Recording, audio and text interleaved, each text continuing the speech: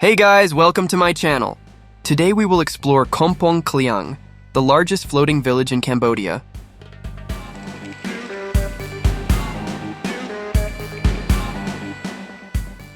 And Siem Reap, one of the most visited cities in Southeast Asia.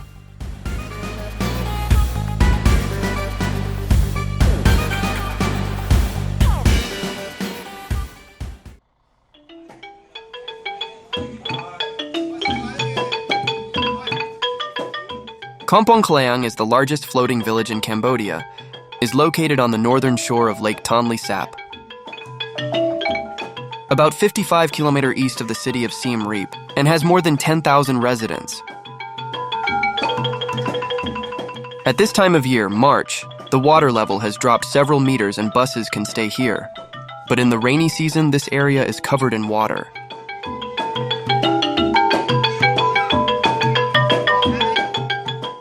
Let's take a boat to explore the village and the lake.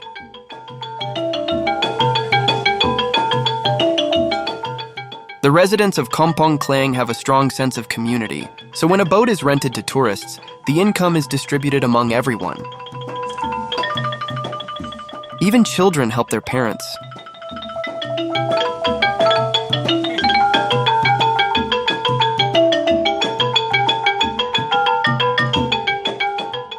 Due to seasonal flooding, all the houses are floating, either by using petrol tanks as buoys or on stilts, hence the name Floating Village, because they literally seem to float for part of the year.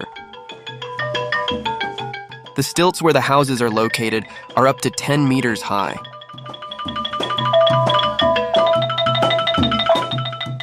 During the rainy season, water rises up to 1 meter from houses. It's impressive to see how this form of construction resists the forces of nature. Each house is a masterpiece of simple but efficient engineering. The materials used are mainly wood and bamboo, which are abundant in the region.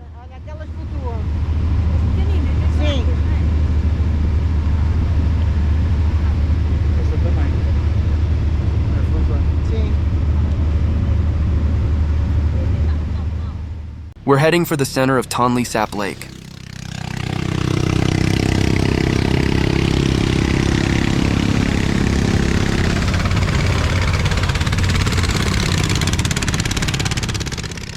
We are in the dry season. The water level is low, and the boat propeller passes close to the bottom of the lake, where there is a lot of trash that gets stuck in the propeller and immobilizes it, so we have to stop and remove the trash.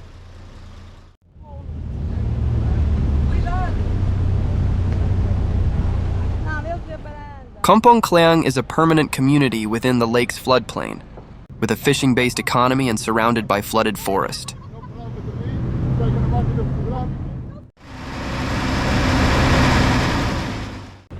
Some families also earn an income from farming in the dry season, as the water recedes, leaving the soil moist and rich in nutrients. A fisherman trying to catch fish.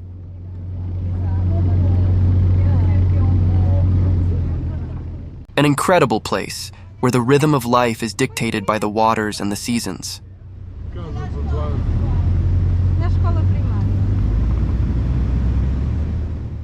We arrived at Tonle Sap.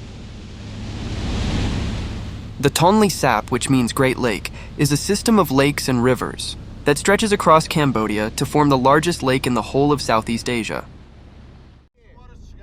This lake is a UNESCO World Heritage Site due to its fauna and flora, and is unique because the water in it changes direction twice a year. At the end of the dry season, from November to March, it has a typical depth of 1 meter, with an extension of 2,500 square kilometers and receives water from the Mekong River. But as the rainy season progresses from May to October, the water level begins to rise, reaching 10 meters deep, covering 20,000 square kilometers, and the flow reverses and begins to replenish the Mekong River. With the water level low, it is common for some boats to become stranded, but the captains of other boats quickly help to refloat them. This was a difficult case where ropes had to be used to pull the other boat out, but our captain managed to free it.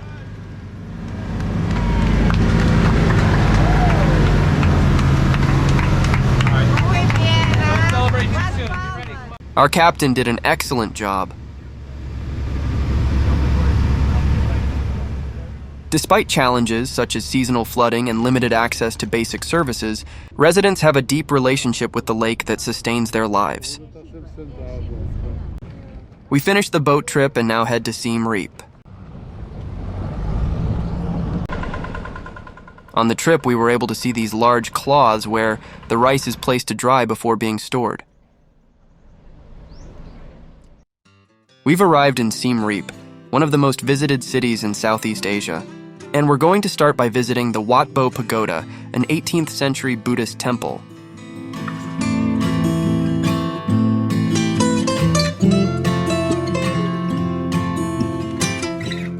There is a school and lodgings for the monks, beautiful gardens and some nice places to sit and relax.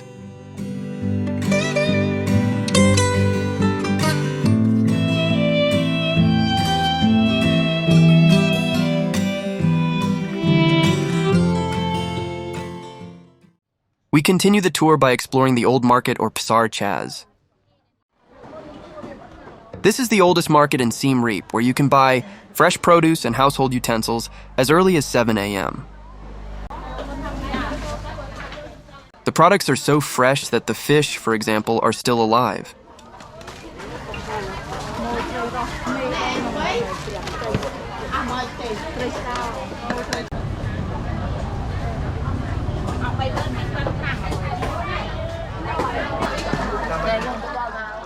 Many types of food are sold, from the most exotic like fried tarantulas to the most common like roasted corn, kebabs, and pancakes.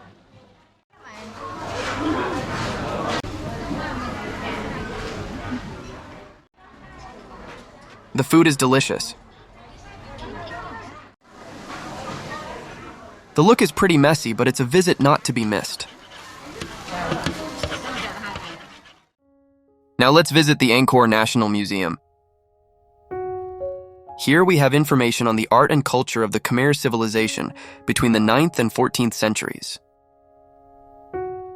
11th century sculpture of the Hindu god Brahma. 11th century sculpture of Buddha meditating protected by the Naga serpent. A lintel with a Garuda carved, an eagle with a human body. The triangular pediment typically supported by 2 pilasters at the entrance to the temple.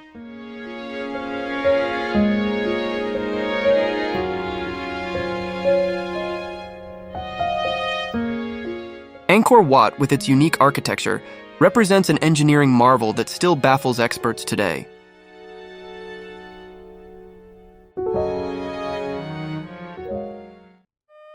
We continue the tour by visiting the Les Artisans d'Angkor school. This school works to develop traditional Khmer crafts for the benefit of rural communities. Here we can see the stages involved in making the pieces, from wood and stone carvings to silk fabrics. This project has already created more than 1,000 jobs, including 624 artisans, who have formed an association known as Khmer Crafts. At night, the city comes to life on the famous Pub Street, which isn't just one street, there are several. If you like lively bars and restaurants, this is the place. It's perfect for relaxing after a long day of exploring. There are several bars with live music, delicious street food, and souvenir shops.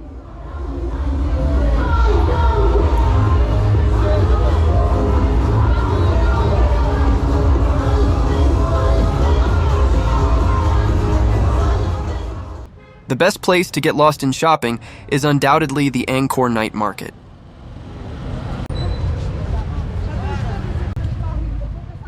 It goes without saying that the prices initially requested by the seller are far from corresponding to the real value of the product. That's why haggling is imperative.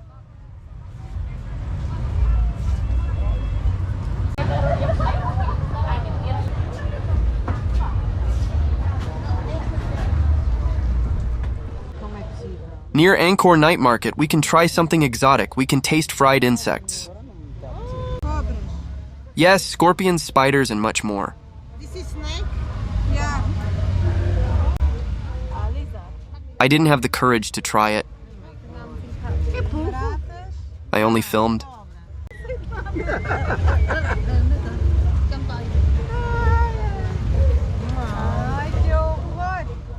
Thank you for accompanying me on this tour of Kampong Kling and Siem Reap, Cambodia. If you liked this video, don't forget to subscribe to the channel and activate the bell so you don't miss any news. Until the next video,